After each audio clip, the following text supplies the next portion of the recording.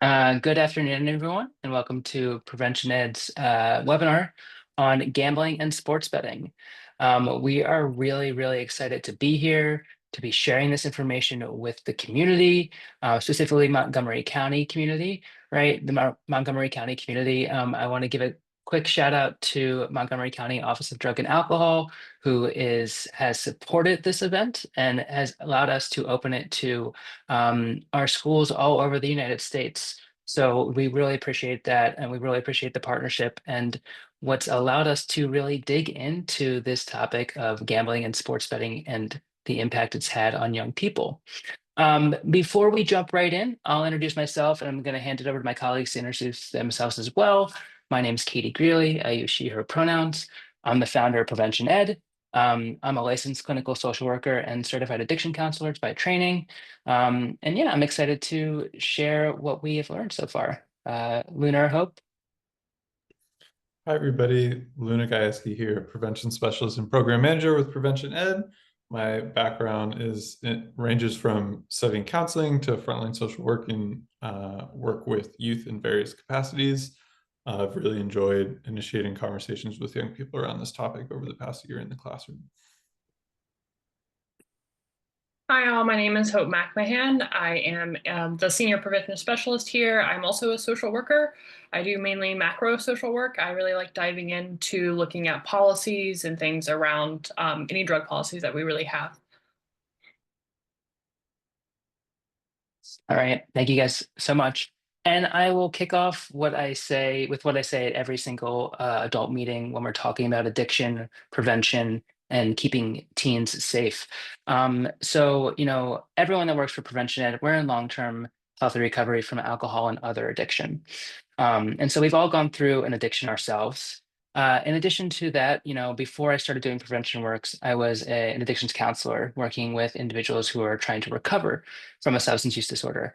And now I've been in prevention for about 10 years. I've gotten to do this work, talk about the teenage brain, how it's vulnerable to certain behaviors and all over the world. And what I've learned from my professional and personal experience is that the disease of addiction, and we're going to be talking a lot about the brain today, the disease of addiction is a brain disease that's so much easier to prevent than it is to treat. So I'm really grateful for everyone that took the time to show up out of your busy schedules. I think you're going to learn a lot about this topic. So let's get into it. So I like to start off every session with the very thing, we show up and do the work to do to try and prevent.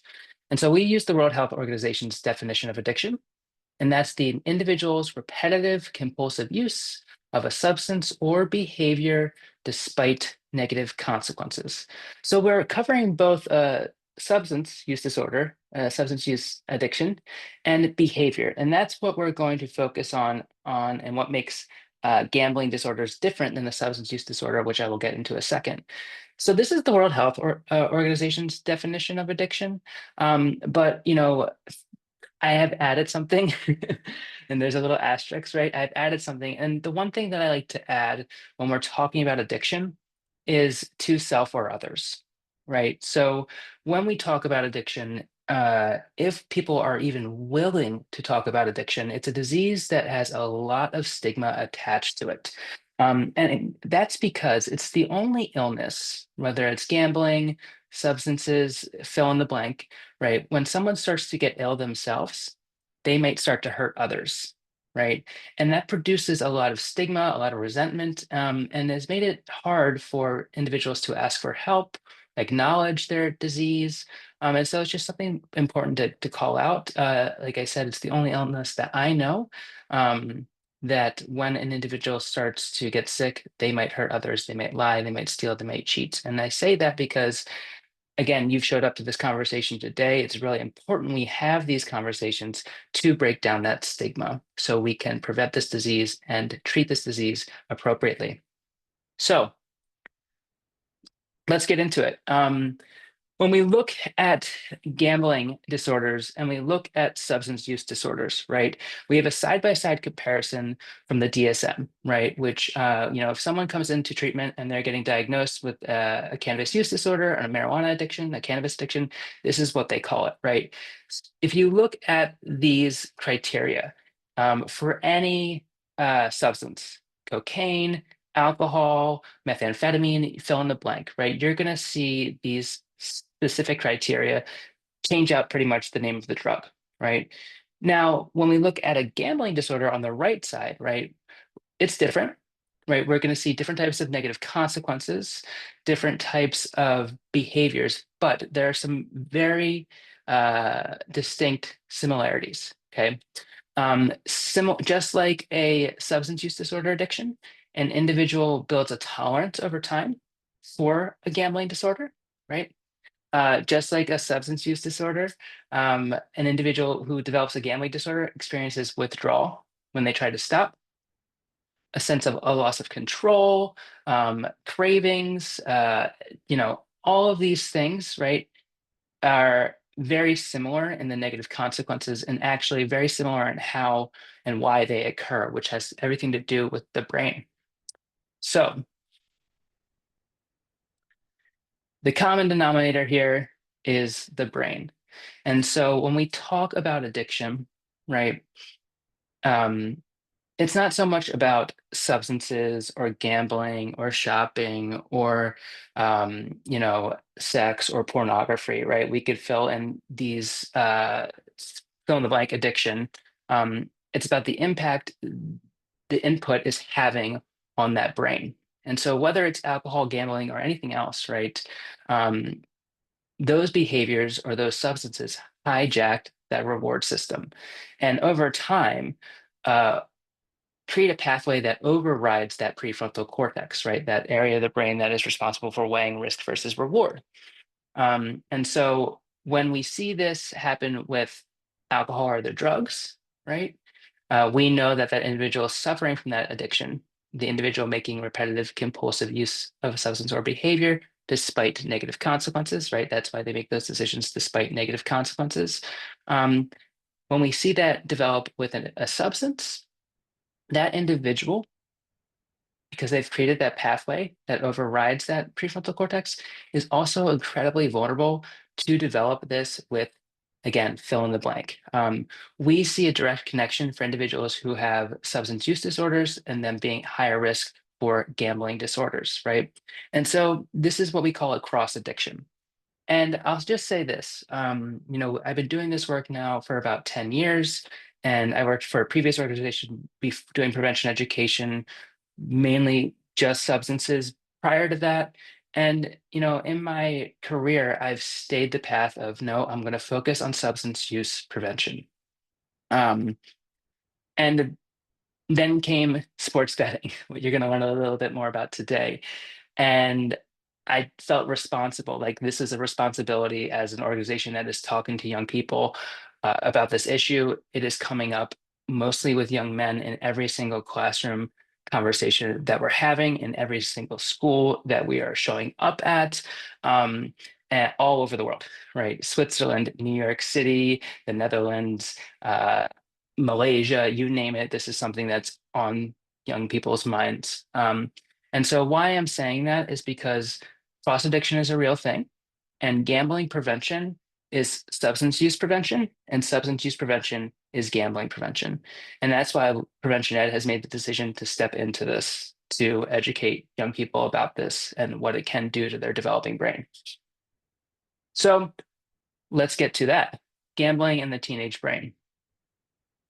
So just like we defined addiction, let's define what gambling is, okay? So gambling is the act of staking something of value, the risk, on an outcome that is uncertain or random with the intent of winning something, the reward. Here's the thing, right? Outcomes are largely left to chance. Now, like Luna will touch on, these sports betting apps will make you think that it's based in skill, right? That's one of their gimmicks. But, you know, when we think about this definition, and then you take this definition, right? Essentially, what it is is weighing risk versus reward, right? And we look at teenagers and teenagers' brains, right? Teenagers' brains aren't fully developed until age 25. The last area of that brain, the prefrontal cortex, finishes developing at age 25. The prefrontal cortex role is to weigh risk versus reward. The very thing, the very behavior that is required of gambling. Okay. And so when we look at the teen brain, their inability or their developing ability to weigh risk versus reward, that dopamine rich reward system, the tolerance that this they can develop over time with the use of these apps and the random rewards, which I'll get into a second, which create larger dopamine spikes, just like alcohol or their drug addiction, gambling or sports betting behaviors. The teenage brain is really vulnerable to develop a problem behavior with these apps that we're seeing young people talk about so much. So again,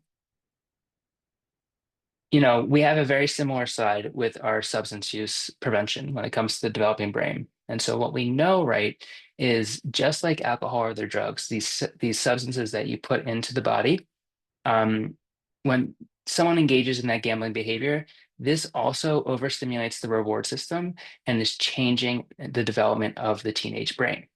Those repetitive behaviors of gambling or chasing those wins, which we'll get into in a second, and more an individual engages in that behavior, the more likely they are and the higher risk they're putting themselves at as developing a gambling disorder. So over time, right, this risk-taking behavior, some of the traps that we're going to talk about in a second, again, that are very kind of predatory with these companies, that is taking over the reward system in the brain and creating that groove between that reward system and that prefrontal cortex, when the brain is incredibly, incredibly vulnerable. I always like to think of the teenage brain as like drying cement, right? If anyone's ever had that impulse when you're walking down the sidewalk and they just paved a brand new cement sidewalk. And, when I was a kid, because I was impulsive, right, I got the urge maybe to write my name in it or something like that. Once you create the pathways for addiction, right, this is what I said earlier, addiction is so much easier to prevent than it is to treat. They're very hard to undo, right? And just like treatment for substance use disorders, right? Treatment for gambling disorders, there's some similarities and there are differences, right? The one thing that I think is really difficult when it comes to, right, sports betting apps specifically, right, is that I will be carrying around this phone with me pretty much for the rest of my life, as I can imagine. When I got out of treatment, when I got out of rehab, right, people, places, and things. I still stayed away from certain people that maybe I used to use substances with. I didn't go to certain places that might engage the trigger within me. And, I avoided certain things, right? A lot of people that are struggling with gambling disorders actually, some of them actually go back to dumb phones, right? Because of the, essentially a trigger living in your pocket all of the time. So here's something that I think is kind of interesting when it comes to what makes what's going on in the brain when it comes to gambling and sports betting a little bit different than what's going on in the brain when we put alcohol or other drugs into our body. So some of you might be familiar with B.F. Skinner or the Skinner pigeon experiment. In the 1950s, Skinner placed these pigeons in a box and delivered food pellets, right? You've heard of Pavlov. This is a little bit different than Pavlov, right? And so the food pellets, no matter how many times those pigeons hit that little tablet, right? There was no order to it, right? The food tablets would come out at random times, at random intervals. So there was no clear pattern between certain behaviors and the pellet being released, that reward. And so over time, right? When a pigeon would turn around in a circle and hit the pellet, right, or hit the tablet and the pellet would go out, or when the pigeon would poke at it twice very fast and a tablet would come out, it started to engage in these kind of repetitive, irrational habits, believing that if I spin 3 times, right, and tap twice, that I'm going to get that reward, right? And again, there was no connection between those two things. That's the random reward aspect. And so what happens is the brain thinks that this is where superstition comes from. This is where gambling habits come from. I'm wearing my lucky hat. I, always bet on red. I always, you know, um, even though there is not a direct connection, the random word intervals create the belief in the brain that there is a direct connection. And so random rewards are different than alcohol and other drug use. So let's get a little bit more into that and the dopamine aspect of it, right? So we know dopamine, that's that naturally occurring neurotransmitter in the brain. That's what gets released that rewards us for things that are good for us, right? That's dopamine's purpose. It gets released when we do something that is good for us. Unpredictable rewards like gambling, like sports betting, even social media, right? When people get likes or, randomly, maybe on the TikTok algorithm, their video goes viral, that creates a huge reward. And so with gambling compared to alcohol or other drugs, right? What this variable reward schedule does is that not only, right, is that person chasing that win, right, and that hit of dopamine that they would get if they were to win big, right? They're hooked on the chase itself. And so just placing that bet releases a little bit of dopamine, right?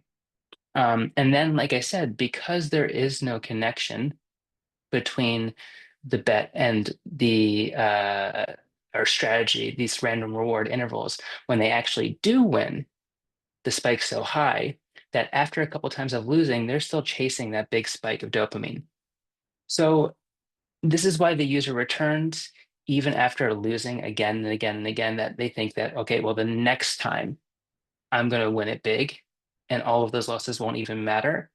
And honestly, it's also just that feeling of placing that bet, watching the game, waiting for it to happen, that they're also struggling with. All right. So this is just a graph, and I think I apologize, it keeps reloading like that.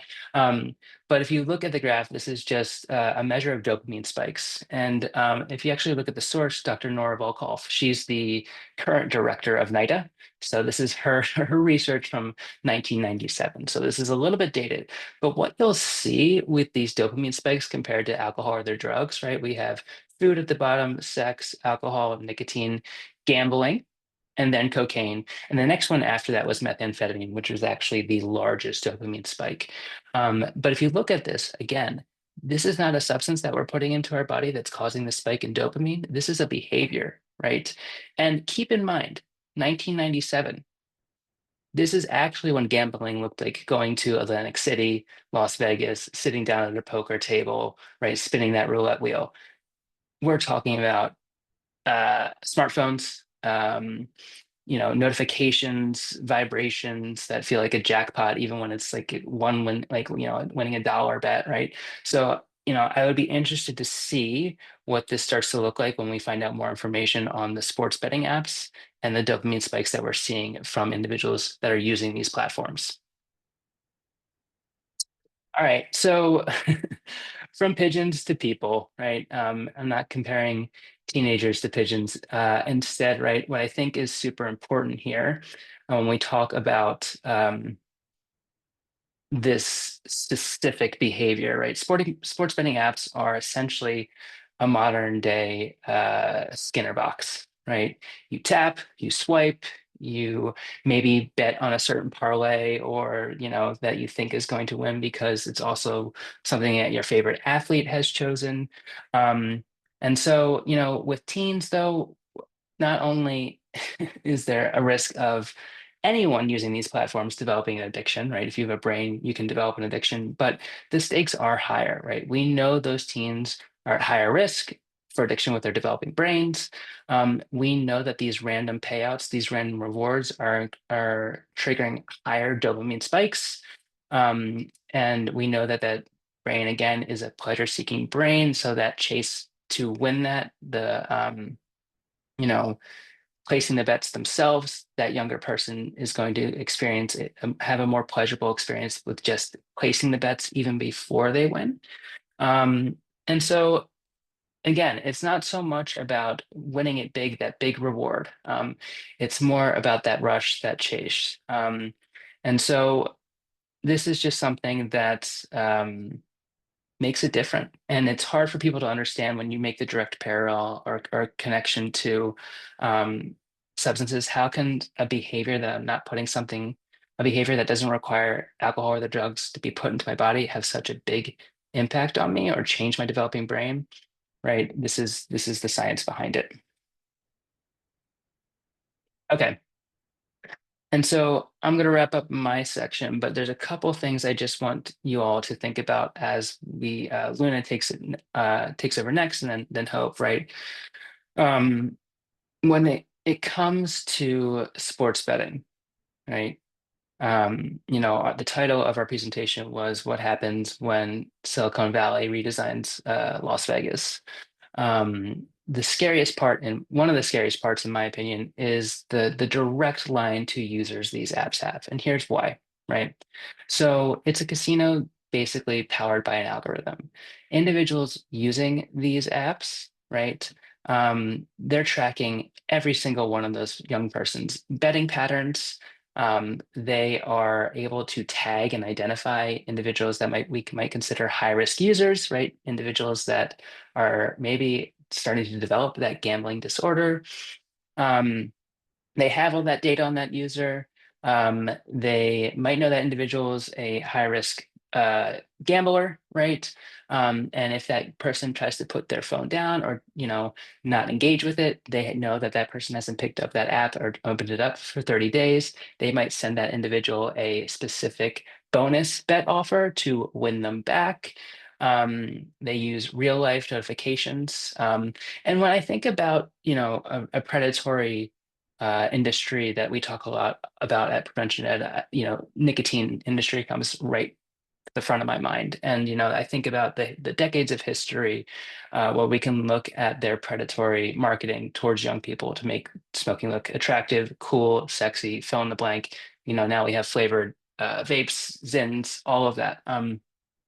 That's marketing, right? And that's happening through social media or billboards or in the 7-Eleven, right?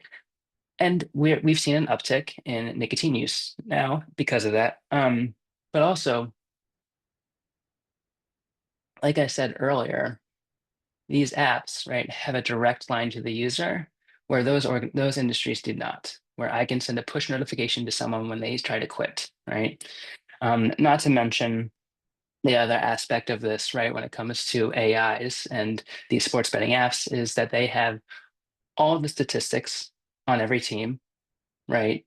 They know they can, gauge for the weather and how that changes the odds, right? Uh, Everything that you can think of, and their AI is constantly updating the odds as people bet, right? So it's again the way I would put this, right? I'll come back to that in a second. Is this example when we talk about these apps, which FanDuel, DraftKings, Barstool Sportsbook is another popular one. You've all heard the house always wins, but this is the house always wins powered by AI. And what do those wins look like, right? These are the two most profitable um, sports betting apps out there right now, about $5.78 billion in 2024 in revenue and about $4.67 billion in revenue in 2024 for DraftKings. And then real quick, if I can go back right to this slide, this is one more thing I want to say because these numbers are a little scary before I pass it off to Luna. So when we look at suicidality and gambling disorders, right? People with gambling disorders report suicidal thoughts at a rate of 21%. And that's about 2 times higher than the rate of non-gamblers, which is at 11%. This is a disorder that when people try to get help, right, potentially they've gone into hundreds of thousands of dollars into debt, and they're not sure how they can get out of that, right? And the impact it has on mental health and the increase of risk for suicide is concerning. And it's something that I think when we're talking about this, just like alcohol or other drugs, we have to talk about the impact that a gambling disorder can have on mental health, wellness, and again, the risk for suicidality when you are looking at this behavior and its potential impacts on a user of these platforms. All right. Um, Luna, I'm going to hand it over to you now after I mute myself. Awesome. Thank you, Katie. I would love to share a little bit more with you all about how today's youth are gambling, because like many addictive substances and behaviors, while the core mechanism is still the same, what that actually looks like and the methodology of use has changed dramatically in the past 10 to 20 years. The first term I want to go over and introduce is the parlay. Now, just a generation ago, the parlay was a pretty niche gambling term that only a really serious gambler might know about or know how to place a parlay bet. And nowadays, it's a household term among all the adolescent boys that I work with, especially. And for the uninformed, a parlay bet involves stringing multiple unpredictable outcomes together into a single wager or bet. The example pictured here is in this one basketball game, these three different players all have to make more than three three-point shots. So the odds of this happening are extremely low, but the payout is very high. For every $1 an individual bets on this bet, they'll get about $48 back. So if you do the math, you scale that up, it can manipulate a developing brain's risk versus reward system to appear like a really good deal. And further, just like sports betting on the outcome of individual games, manipulates people into thinking it's skill-based. We see that with parlays as well. Youth like sports, they think they know these players, how they perform, and they're able to convince themselves that a bet is a lock, etc. When at the end of the day, there's no avoiding that. People are placing wagers on inherently unpredictable outcomes. And the parlay, which is focus of a lot of humor and meme culture around how gambling gets talked about on social media, is I think underestimated in its economic impact. So one snapshot we have from the New Jersey market from 1 month last year indicates that in that month in New Jersey alone, which will it's the only data we have, so we'll generalize it to the rest of the market, approximately 72.5% of gross revenue from sports betting app came from parlays specifically. Now, Katie listed the revenue numbers for the two biggest companies in terms of market share. If we combine sportsbook revenue with their competitors for last year in total, we're looking at $14.2 billion. And so that means approximately 10 billion of that came from parlays alone. So while to many youth, this is a funny joke about being overconfident about individual athletes' performances, this is really a public health issue that has a huge economic impact on many individual lives. And part of why this is a household term for so many young people has to do with the historic period of unregulated advertising that we're currently in. Next slide, please. So it's basically impossible to watch a professional sports game today and not be inundated with advertisements for legal sports betting, regardless of what market you're watching the sporting event from. And we find it very effective with youth to really break down how marketing, both with nicotine and other substances, as well as gambling, is really a strategy of psychological manipulation. So we see Kevin Hart with his big smile there, demonstrating how fun gambling must be. And this hook to get people in of betting $5 to get $200 in bonus bets. So this is credit you're able to place wagers with that you don't walk away with if you win. You only get the winnings, and you can't just cash it out. What they don't tell you on an advertisement like this is you actually are required to split that $200 up into, let me do some quick math, $10, $20 bets. And the reason they're doing that is because they know that it's about the brain, and they know that if they can activate the brain through that behavior of placing a bet at least 9, 10, 11 times, that you're likely to get hooked. That's the calculations they've done.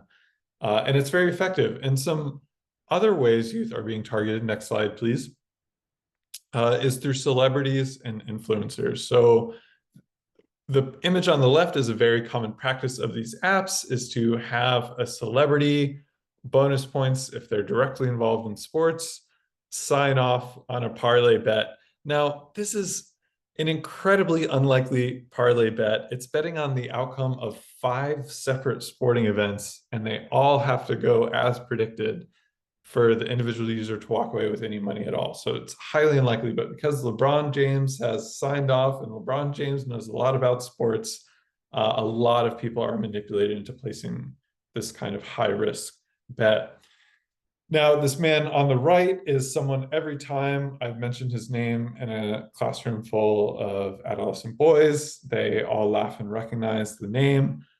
He's a viral influencer famous for promoting gambling as well as steroid use. Now, his name is Togi. We have to keep in mind that with social media, unlike the previous generation's television, which, while there was a lot of junk on TV, it at least had to pass through the checks of several meetings to be deemed appropriate and safe for public airwaves. Social media doesn't work like that. And in fact, it's the edgiest and most controversial content that's going to get the most engagement and the most views. And Togi knows this and takes full advantage of it. And he's only one of many influencers promoting gambling. Another very famous one would be the musician Drake, who's fully invested in crypto casino and promoting that more than his own music these days. But another trick here is that all these clips of influencers gambling, in most cases, those individuals are being given money to bet with by the online casino for promotional purposes. So there are no personal risk, and they're able to present an image of gambling that isn't fully accurate to those who are placing personal wagers. Now, you might be asking, don't many of these websites have age restrictions? And that is true. The apps like FanDuel and Sportsbook require an ID and social security number of someone over the age of 21 to use. Now, there are some, manual ways of getting around this, such as stealing an older sibling or cousin or parents' photo ID and social. There are virtual private networks that allow young people to engage in crypto casinos. But there are some more common avenues that young people are exposed to gambling through that I'd like to cover. One of them is in-game gambling. If we can go to the next slide. So this can look 2 different ways. The first way it could look is that inside other immersive video games, there are gambling activities. So the image on the top is a very popular video game called Red Dead Redemption, in which people can sit down and play a game of poker. The image on the bottom is Dragon Quest with the same deal. You can enter a casino in the immersive game and play games of chance. Now, this is gray area in terms of if it actually fits the definition of gambling that we used earlier, because users aren't placing a real wager of something with quote unquote real value. However, it plays into the cultural normalization piece and can still manipulate the brain's risk versus reward systems in similar ways, even though we're just talking about virtual points, etc. However, there is an even more sinister form of in-game gambling that involves placing real wagers, albeit by another name. Next slide, please. This might be referred to as skin gambling. So the most popular game to popularize this activity is a game on the Steam platform called Counter-Strike Go. just to give you an example of what this can look like, instead of a slot machine, it's called a loot crate or a mystery box, essentially, where an individual user puts $2.50 of real money into the game, and that box can open up with a virtual item that is worthless, or a virtual item that could be worth as much as 400,000 US dollars in resale value in the secondary market. So it's introducing young people with no age restriction to what it's like to put a couple bucks into a machine and see if it spits out a high value outcome. It's that same variable outcome that we saw with the pigeon experiment, et cetera. And if that wasn't enough, there are plenty of third-party platforms that connect to a young person's Steam account, for example, that enable them to use that virtual currency, that virtual value, to play all kinds of games of chance like Plinko or roulette, for example. Similar model, we see, next slide, please, these Roblox casinos. So Roblox casinos don't occur actually in the Roblox game with the child's avatar, but they simply use Roblox login information to be able to play all kinds of games of chance and place wagers with Robux, the virtual currency in Roblox that is exchangeable for real cash value, both either way. And this enables young people to play roulette, blackjack, etc., with the Robux that they got, maybe for a holiday or their parent got them. So there are ways of restricting access to these third-party Roblox casinos without cutting your child off from Roblox, because we know it's a game that many young people love. In addition, I would like to hand things over to my colleague Hope, who's going to go over legislation, loopholes like the ones I've been discussing, as well as others, and protective policies that have been shown to be working. Thank you, Luna. So yeah, I'm going to be covering kind of the how, like how did we get here and how is this even possible? You've heard us kind of name drop some other substances that we are talking about, like with nicotine. We saw advertisements to young people, and we saw Juuls and those getting regulated in the loopholes with Juuls to Elf bars to Zens. Gambling is taking a very similar stride in that. If we go to the next slide, we're going to take time travel back to the 90s. In 1992, there was this act, the Professional and Amateur Sports Protection Act, that was enacted as a goal to protect the integrity of sports. And this was really just, we wanted to try to make sure that people weren't throwing a game or inside like information was happening. And this ran pretty strong until 2012, when we saw the first state challenge this act, and it was New Jersey, which is why we do have most data on New Jersey. New Jersey is to gambling as Colorado is to weed or cannabis when in terms of legalization. In 2012, New Jersey pushed this all the way up to Supreme Court, which then led to a legal case between, it's called Murphy versus the NCAA. In 2012 to 2018, as this was going through the courts, we actually finally saw that the PASFA was overturned, which took away federal government over like the state, over states from legalizing sports betting under the 10th Amendment. By 2025, from 2018 to 2025, because of this overturn, we had 30 states legalize sports betting. In the first 2 months of 2025, we saw that number jump from 30 to then 40 states legalizing the ability for sports betting. On the next slide, I'm going to show just a little bit more of that economic info, and it's really just kind of showing what this is looking like in the United States. Again, this is from late February of this year. 40 states have legalized sports betting in some capacity. As Luna mentioned, all of this stuff with advertisement, we don't have any regulation on this, and we only have 11 states who have not legalized this in any capacity. On the right side, there are kind of grim numbers, as we've been kind of talking about, of the economic impact. The one that really jumps out to me is that the top number of that 328.6 billion like impact on the economy, but then the revenue from that in 2024 was $115 billion. Um, as we go to the next slide, I really kind of want to talk about more of these legal gaps and like why that's possible. So many gambling apps, they predate mobile tech. We aren't using biometric anything on a sports app. Like if anyone has ever been on a cruise, when you import your passport information, it takes a photo of that and you have to take a little like self image to verify that this is the person using this thing. For most apps, it really is as simple as grabbing someone's ID out of a wallet, putting in a fake date, or knowing that a teenager knows how to bypass a lot of the rules on an iPhone or any type of smartphone to be able to change the age itself. So with these weak age verifications, it's really relying on that self-reporting or ID scans. Again, these loopholes, because the federal government no longer can talk about how states legalize this, there's also no federal oversight right now for national digital gambling age standard. And what that really means is there's actually not a national digital gambling age standard. Like we all think about 21 as being the age to gamble, but without that federal oversight, like we saw, I believe it was in 2018 when we raised the age to be able to access nicotine to 21, which forced states to also bump it up. Right now, we don't have that for gambling, and we're not having any type of pressure or legislation around making sure that there's biometric there.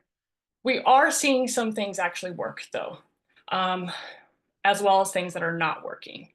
So on the next slide, what is working is in New Jersey and Pennsylvania, they have created fairly strong state regulations. They use gambling tax revenue for prevention initiatives and public awareness campaigns like what we're doing right now. The use of tech-based monitoring to block underage use, again, implementing the technology into the apps or requirements to like take a scan of your face as well as your photo ID to verify that this is the actual person using this. And then schools partnering with prevention organizations for early education. As Katie said at the very beginning of this, is that gambling prevention is substance use disorder prevention as well. Those go hand in hand. And then what's not working is the inconsistent age checks on betting apps, the lack of federal guidance, which has created a patchwork of protection, minimal integrations of gambling education in school curriculum. I feel like I have seen this when I have worked with schools, that we're just not seeing this connection between gambling and addiction itself. And then the last thing I really want to emphasize, I also work with colleges as well as high school and middle school students, and that under the NCAA like bylaws, if you were a student athlete, whether you were a D3, D2, or D1 athlete, it is completely against the NCAA bylaws to sports bet. You would be stripped from your rights to be able to play sports if you are a young person engaging in sports betting. I commonly ask college students this all the time, and most of them actually don't know that this is part of what they sign when they become a student athlete in college. I myself was a college athlete, and I remember it very briefly kind of breezed over. They emphasized more around substances that you're putting into your body rather than the sports betting. That also might have to do with I'm a little older, so that could be because of the laws there. We also want to try to, I'm going to pass it back to Katie in just a moment, but we also aren't just going to leave you with all this information and nothing that's like not like helpful for y'all to be able to talk to young people. So Katie, I'm going to pass it back to you. Thank you so much, Hope and Luna. Okay. Oh, there we go. Okay. So we just threw a lot of information at you, and we didn't want you to leave this training without having some idea of what you can do as an adult that supports young people in your life, right? Whether that you are a parent on this webinar today, or a counselor, or a principal, or a teacher. Again, thank you for being here. Here's some things that we suggest, right? So what can adults do when it comes to talking about gambling, talking about sports betting? Not on here, but the first thing I always say is listen, right? Hope said earlier that like a lot of schools aren't making the connection between gambling and sports betting and addiction. And what's been so surprising about this past year and the end of last year when these conversations have come up is that young people are openly talking about this behavior, right? For those of you who are counselors who know the stages of change, right? They're in what we call the pre-contemplative stage of change, which means they don't see this as an issue at all. They don't see the risk here, right? And the amount of information that they're forthcoming about this behaviors and that their peers are doing this, um, really shows that. And so if you're listening to them talk about sports betting, if you hear that your child is engaging in sports betting, I'm not a parent, so I'm not going to tell parents how to parent, but I imagine that would cause a lot of stress, right? Be very stressful. And instead of jumping on your child right there, trying to, uh, interrogate them about this, just listen, say, tell me more about that. What does that look like? Who else is doing this? What apps is it? Gather all the information you're assessing, right? uh, Go back, watch this webinar, or go to some other resources that we're going to follow up with you on. Everyone's going to get this recording in addition to some sources, right? And take that information to that young person in your life and say, hey, I heard you talking about this earlier. Right now we're seeing a real issue with young people engaging in problem gambling on these sports betting apps. It changes your brain. Lead them to accurate information about actual risk about these behaviors, right? And so what that means is, if you go down to the second bullet, is help that young person develop media literacy, right? So if they're saying, it's no big deal, everyone's doing it, I'm not worried about it, that's misinformation. There is a real risk here, right? And then correct that misinformation, guide them to a source, right, as an adult that you know how to access, right, and then bring that back to them in that conversation. So you're correcting misinformation, you're modeling media literacy, which is huge with this topic, right? In addition to media literacy, right, or I guess under media literacy, right, we need to help young people be able to analyze these gambling advertisements, right? This is something that we do in the classroom with students around, the deceptive marketing tactics of the history of big tobacco, right? What they've been doing for decades about lying about healthier products or, using flavors and whatever. There's a lot here that is very deceptive about these marketing tactics. Talk through that with your child. Talk through about how influencers are not using their own money to place these bets.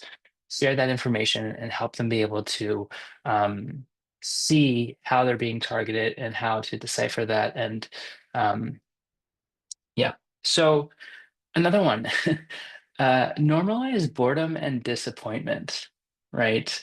Um, Disappointment is a normal part of life, right? It's normal to feel bored or even anxious sometimes.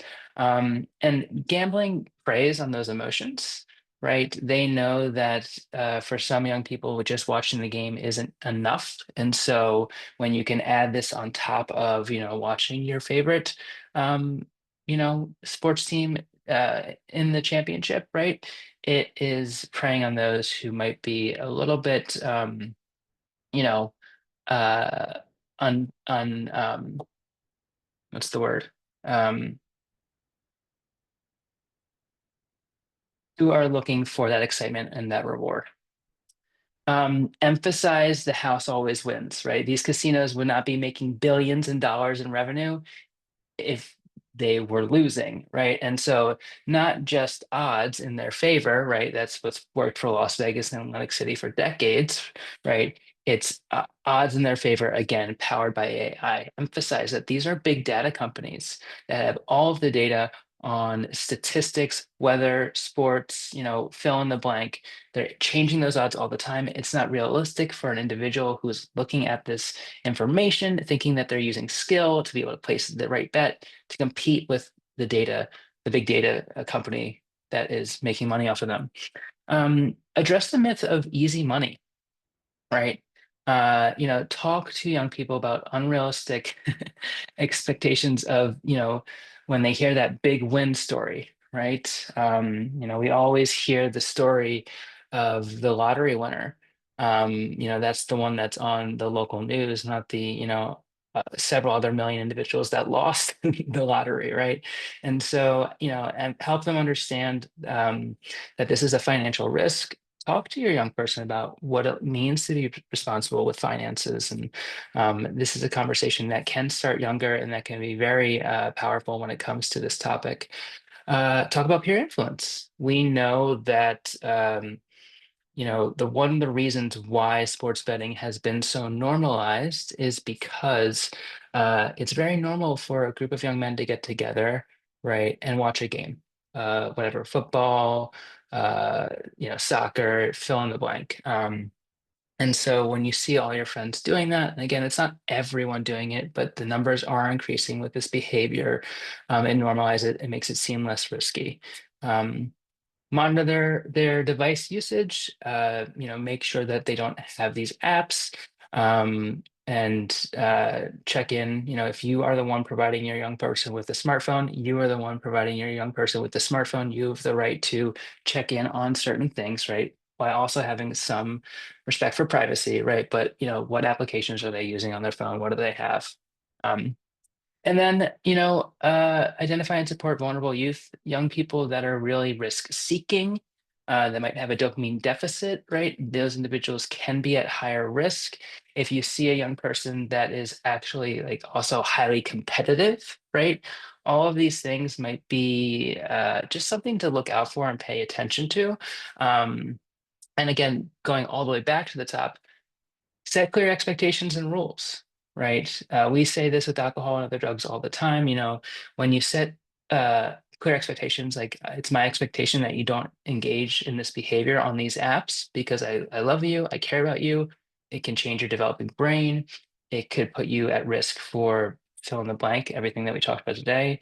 And you set that rule, right? When young people know what the expectations and rules are in their home, they're less likely to break that rule, right? And so these are all things that we can do as an adults to keep our kids healthy when it comes to this behavior, um, making sure that they have all the information and they know what the actual risk is.